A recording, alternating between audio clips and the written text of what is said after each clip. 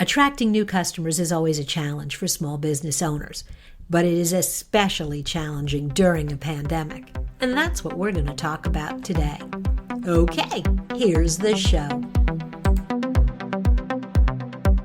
Welcome to More Than a Few Words, a marketing conversation for business owners. MTFW is part of the digital toolbox from Roundpeg, and this is your host, Lorraine Ball. And today, we're going to talk about attracting clients, because let's face it, everybody needs more clients and better clients. And I can't think of a better person to have this conversation with than Andrea Petrone. For the past 20 years, he has helped small and medium-sized consulting firms and B2B organizations build and scale their businesses. He's been in the trenches, having run successful consulting firms during economic crisis. He's a certified executive and business coach, facilitator, professional, and keynote speaker. And he lives in London. I'm a little jealous because it sounds way more exciting than Indiana. Andrea, thank you so much for joining me today. Thank you so much, Ren. It's a big pleasure being on the show today. Thank you again for inviting me.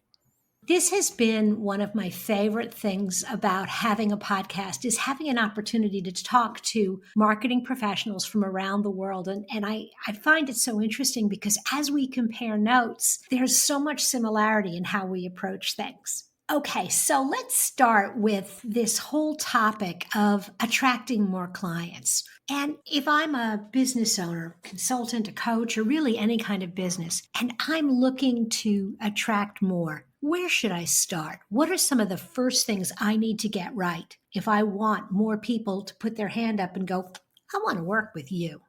Yeah, thanks, Ren. Great question. Really, I think what I have noticed in particular during the last 6-9 months during all this COVID-19 situation is actually the inability for many consultants and business owners to attract clients. So they ended up essentially to chase what I call the infinite prospecting, really. So keep chasing clients and not getting a response. So I always thought that attracting clients is a game changing. Is a game changing because it makes a huge difference not only on your results but also in your ability to serve more your clients, so you spend less time in actually this infinite prospecting. So attracting is a big thing. So most of my work is actually around this topic. And back to your question, I think there are really a number of factors, but there are three areas that make a really huge difference to attract the type of clients, first of all, that you want. Not every kind of client, but the one that you really want.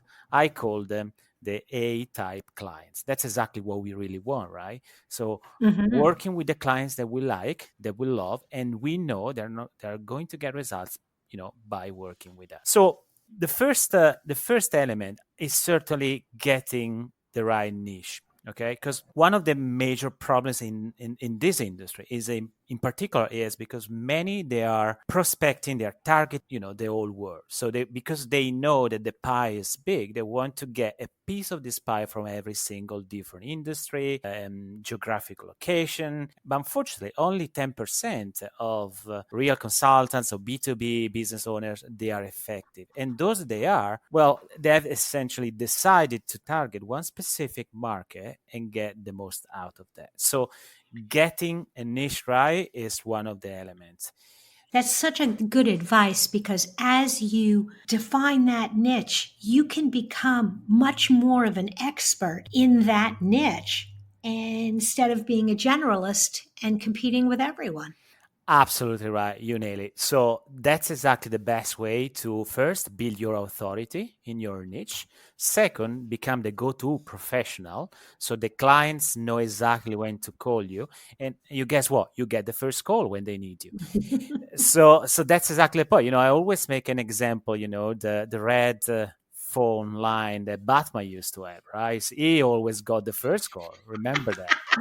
So that's the concept, exactly that. And also you are more focused, right? Because you know exactly that market needs you more. Their pain and their urgency is super strong.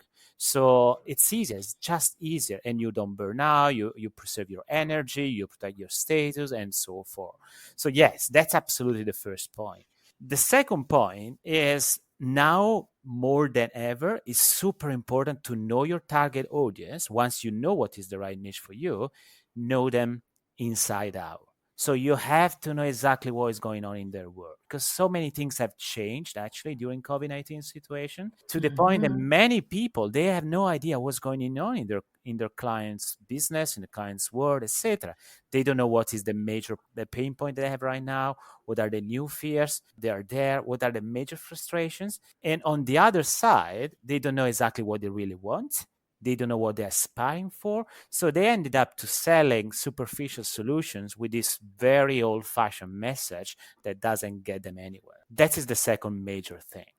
We've run into that. We have a lot of clients in the home service industry. And it was so interesting that when a lot of other industries and a lot of our other clients, restaurants and entertainment venues, were cycling down, Mhm. my window guys, my carpet guys, my remodeling contractors, all of them were seeing this increase in their business. And because we worked with a lot of companies in that industry, we started to see the patterns. And so then we could go out and talk to others in that industry about the fact that as people were staying home and they weren't traveling, they were doing more work on their homes, but we could use the things that we were learning from this group of customers and apply it to others in that industry because that's a good niche for us. So that's great advice about really knowing how external factors are impacting your niche. Totally. And again, so many things have changed. So, Hmm. what was a fear or problem before, most likely is not the same thing that is happening right now. It's funny because, probably one of the most common question people ask me is, how can I find out what my target audience is facing right now? Because they are not even able to talk anymore with the target audience. So that's the key. So if you understand exactly how to do it, you're gonna really understand what's going on in their world. So that's really the second major thing. The third big thing is being driven by the principle of providing, actually over delivering value consistently to your target audience. So, I mean, many business owners, you know better than me probably, Lorraine, they are still very maybe old fashioned, so they tend to do the hard sales, as I call it, keep maybe pushing, offering, chasing, in that way. To me, that's not marketing anymore. The real marketing, we should go back to what marketing was at the beginning. And the real marketing is providing value to your target audience. And so giving, and then when it's the right time, asking. Unfortunately, I see so many consultants or business owners, they're asking from the get go without giving any real value to a target audience that doesn't know them yet. So, my real takeaway, if I want to give a takeaway to the audience today, is be valuable, be caring, be authentic, be genuine, be interested really, and be valuable. Be valuable Hmm. in any interaction that you have with your target audience. Don't be too much worried about giving too much. Don't be too much worried about be so kind. Please do, because that's the best way to earn trust. That is such good advice. I think it's good advice at any time, but much more so now, where just the levels of frustration and tension are so high, and a little bit of kindness and a little bit of authenticity just goes such a long way. Yeah, and be genuine interest of others. I mean, Hmm. building trust is not something easy to do, but without building trust with your target audience, I mean, the sales process, if you like, will just get longer, right? So earning trust at the beginning is super critical. But by my experience, you don't really earn trust by pestering your clients, with Hmm. offers, brochures, and buy this, click there, so forth. No, be genuine, be valuable first. And once they see the value, they will come to you much better and much quicker than any other way. So either using other, let's say, more traditional or old style strategies. Absolutely. Andre, this has been such a great conversation. Thank you so much for joining me today.